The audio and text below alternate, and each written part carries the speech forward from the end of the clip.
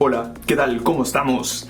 Amigos de Fútbol Telescopio, bienvenidos a un video más. En esta ocasión no vamos a reaccionar, tampoco vamos a hablar de opinión, sino que toca un video barra historia, barra opinión. Quiero hablar de las 3 copas de Rey del Betis y hacer un poco de la historia, ¿no? Aunque voy a estar dejando un poco en esta sección un video que yo considero que se habla puramente de historia y lo puede explicar muchísimo mejor que yo. Bueno, me estoy muriendo de calor, el tono de mi hoodie, que ya me lo he puesto solo para esa introducción, es propio de este mes, por lo menos aquí está haciendo mucho, bueno no, tampoco tanto, de hecho está bastante tranquilo, bastante templado el día para ser un mes de marzo, en donde ya estamos llegando a temperaturas bien graves dentro de lo que cabe, no estoy bajo la sombra, pero aún así sí está haciendo un calor bastante insoportable por veces, pero ese no es el tema, no vamos a hablar de eso, no vamos a hablar de calor, vamos a hablar del Betis. Uno de los clubes que a mi parecer son de los más atractivos, no solo a proyectos, sino que también en historia. Tiene una rica historia, ha pasado también muchos baches, ha pasado tribulaciones, es un equipo que ha sabido reconstruirse poco a poco y vamos a ir hablando sobre todo eso, ¿no? Hablando de cómo se ha adaptado a las nuevas cuestiones, nuevas cosas de la liga y también ha logrado levantar 3 trofeos, que no solo son los únicos, hay que aclarar, también tienen una liga por ahí y mucho Betty y desde ya te invito como siempre a que te suscribas.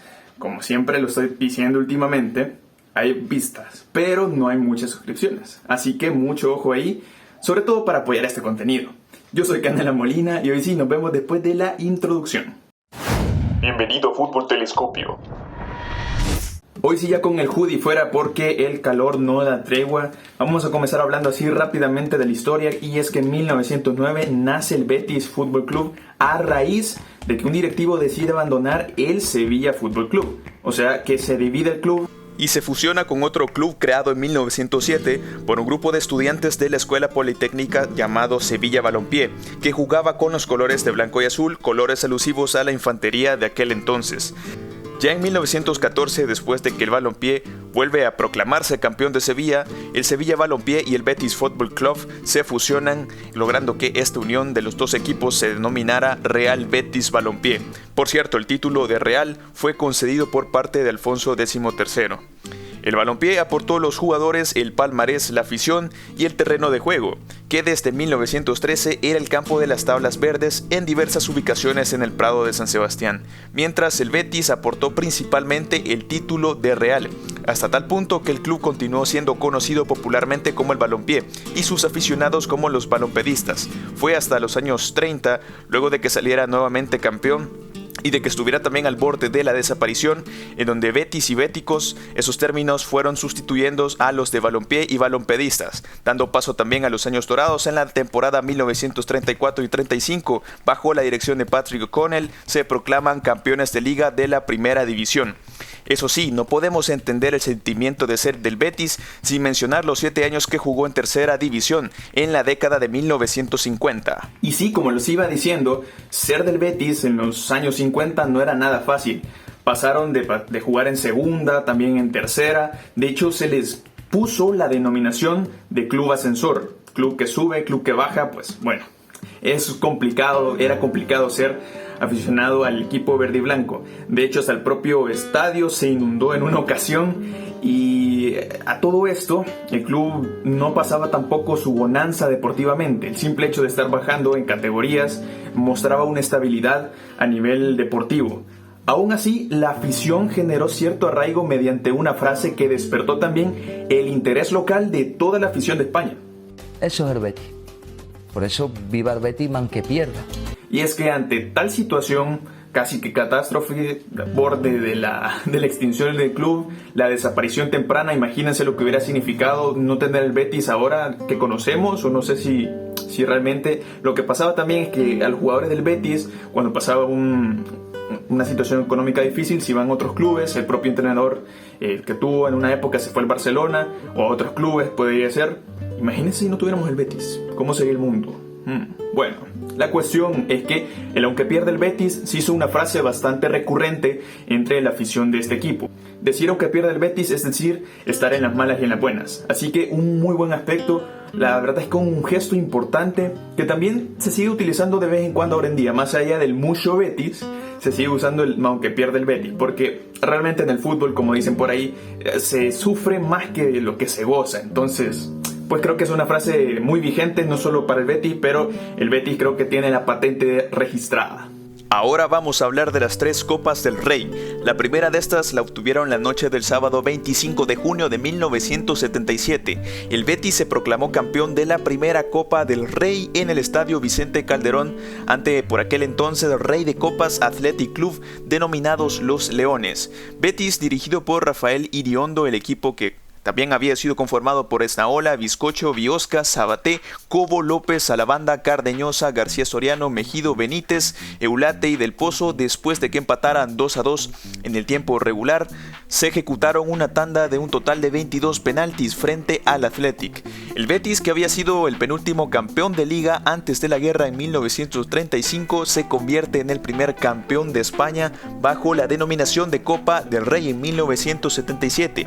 Ese mismo año, el Betis llegó hasta los cuartos de final de la Recopa de Europa tras dejar en el camino al Milan, y fiel una vez más a su leyenda, esa misma temporada descienden a la segunda división. 28 años después, en 2005, el Betis vuelve a reverdecer porque finalizó en cuarta posición en la tabla de la liga y ante la presencia de 55,000 espectadores gana la Copa del Rey del Fútbol 2004-2005 en el Estadio Vicente Calderón nuevamente, solo que esta vez ante el Osasuna por 2-1, goles de Oliveira y Dani. Una alineación conformada por Douglas, Meli, Rivas, Juanito, Luis Fernández, Arzu, Marcos Asunzao, Joaquín, Fernando, Edu y Oliveira. 2 meses más tarde se convirtió en el primer equipo andaluz que se clasificó para disputar la Copa de Europa bajo el formato de Champions League, al superar en la eliminatoria previa al AS Mónaco, subcampeón de la edición de 2004, que disputaron luego la fase de grupos. Luego entró en una nueva crisis. Serra, su entrenador, no es renovado y el verano de 2006 supone el arranque de una crisis desconocida desde finales de los años 80, comenzando un deterioro institucional, social y deportivo que coincide con la imputación del máximo accionista Manuel Riz de Lopera por presunto delito societario. El verdiblanco desciende a segunda división el 31 de mayo de 2009. 15 días después del descenso, más de 65,000 béticos se hacen presente y se manifiestan reclamando un cambio institucional y la marcha del máximo accionista.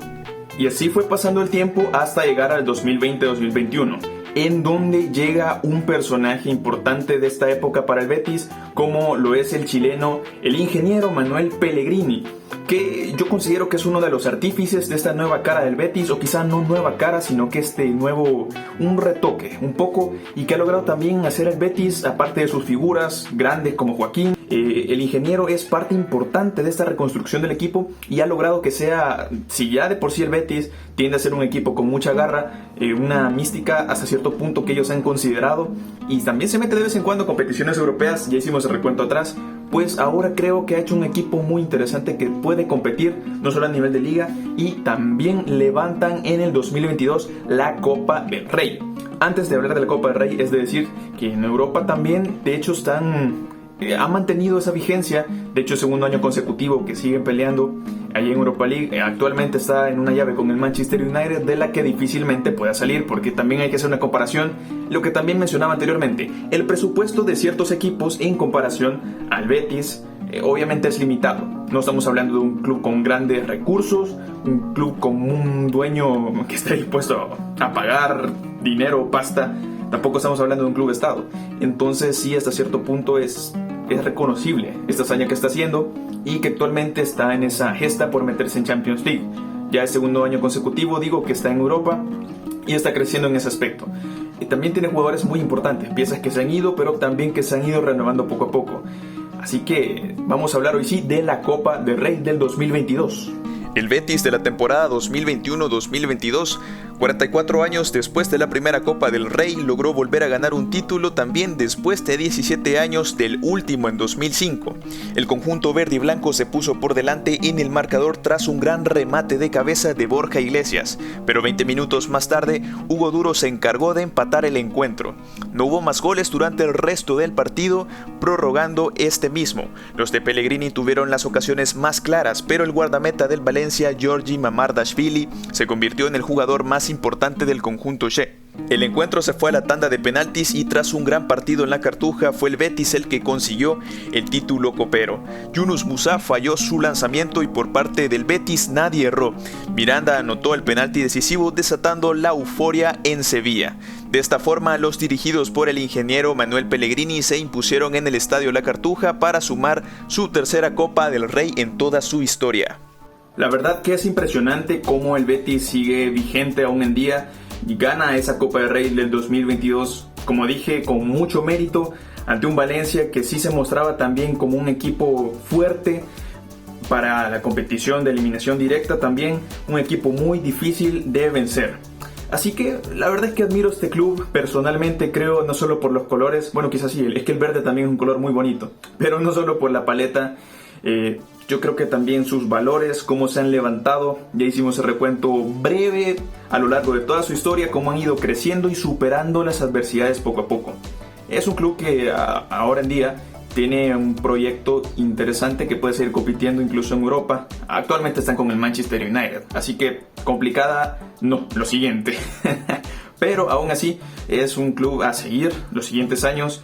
Incluso yo creo que si se fuera Manuel Pellegrini, dependiendo quién sería el siguiente técnico, aunque no lo veo abandonando el chileno el barco de Sevilla, de momento.